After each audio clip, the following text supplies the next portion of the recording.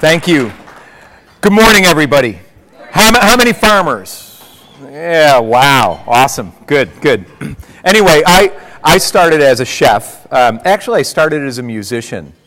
And I got a job as a chef because at least I could eat. Because I wasn't making it as a musician. But before that, my restaurant, by the way, is called Dressing Room. It's in Westport, Connecticut. It's a fabulous restaurant. We do heirloom recipe restoration, very, very local, organic, sustainable. To the nth degree, we buy all of our beef from one person. It's red Devon. It's beautiful. We only have steak as a special because it's only 10% of the animal. So you have to go through meatloaf, hamburger, pot roast, and all kinds of great stuff before you can get a steak. Right around when we figured out when we're down to like the last 35 or 40 pounds of animal, it's time to grab another one. Anyway, the history of that actually goes back to the way that I was raised because both of my parents were farmers. And my mom's family farmed the Boot Gila, Missouri in Scott County in a place called Morley. And my dad's family farmed in north central Kentucky in a place called Browns Valley, where now there are only 2 houses left in a gigantic railroad depot. But when I was being raised, I was very, very fortunate to work on my grandfather's farm in the summertime. And it was hard work, slopping hogs, putting up hay, really, really hard stuff as you farmers know. But there was also fun work, driving the shit spreader. That was fun, Watching my brother Steve, my older brother, get nailed with the contents of my grandfather's spittoon because he got caught throwing rocks at the chickens. That was fun. Catfishing and shooting 22s at coffee cans. And eating really good food. The food was good. Everybody in my mom's family could cook. Every man, every woman, every child. My Uncle Shorty made the best smothered pork chops in the world. My Uncle Marvin, cornmeal fried catfish. My Aunt Lucille, fried chicken. My mother, dumplings. Everybody could cook. And Sunday dinner was really the big deal. So I grew up that way. 5 weeks every summer we spent on my grandfather's farm. Sadness came when I was 16 because my grandfather passed away. And that was my first kind of reality check about my way of life, which I thought was kind of normal. And I learned that it wasn't. When my grandfather passed away, my first thought as a 16-year-old was, oh, wow, well, maybe we can move down and take over my grandfather's farm. And I learned that the sale of the farm wasn't enough to cover the debt. There was no keeping the farm going. That disappointed me.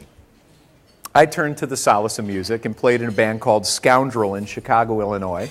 And used to tour behind some pretty big-name bands, but we would do a tour and come back and do the math and learn that we lost $500, which in the 70s is a lot of money, right? So my mom talked me into getting a job at a restaurant, and I started working in restaurants, and I moved very quickly because I could fry chicken blindfolded at age 12. I could butcher a hog. I could butcher a deer. I could skin a rabbit. I could do just about anything. I didn't know what all the different cuts were called and stuff, but all the chefs knew in the restaurants I was working in, for a guy who was hired to peel potatoes, I was a pretty good butcher. So I moved quickly. But the thing that I noticed, and I was falling in love with it because I found that the creative process of cooking was very similar to the creative process of music. I really dug it. You could make stuff up. And if it was really good working with other people, you come up with a really great dish and you send it out to the dining room.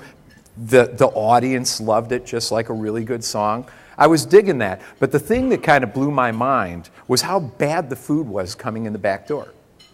Perfectly round tomatoes. Hallie, like this, like that. 500 tomatoes, everyone the same size. And pink. How about Hallie, by the way, from last night? Did we see that? Anybody's? Yeah. Youth farming. Anyway, it was just like, and these are like expensive restaurants, where at that time, entrees, this is in like the late, 1979, charging $25 for an entree. It was a lot of money. Pink tomatoes that tasted like cardboard. So I figured, wow, I'll be a chef someday, and I'll kick all the other chefs' ass because I'll just buy from farmers. So I got a job. My first chef job was in Milwaukee, Wisconsin at a place called the Fleur de Lis. I got the job.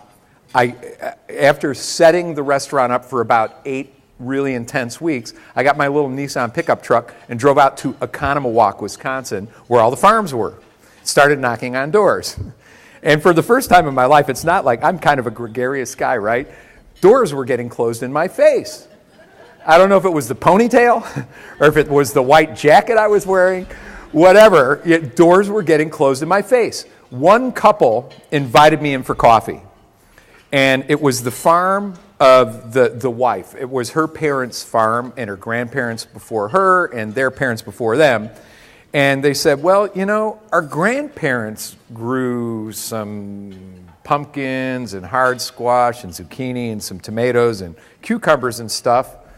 And my parents started doing that when we were little kids, but they went to corn and soy. But you know, there's an asparagus. We used to do asparagus, and the patch migrated down by the roadside, back behind the farm. Take 2 lefts out of here. Take all you want. So in 1981, my first farm-to-table acquisition was free asparagus, right? Okay, nice, right?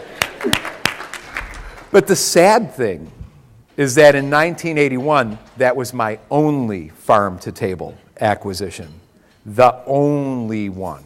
And I got angry, you know?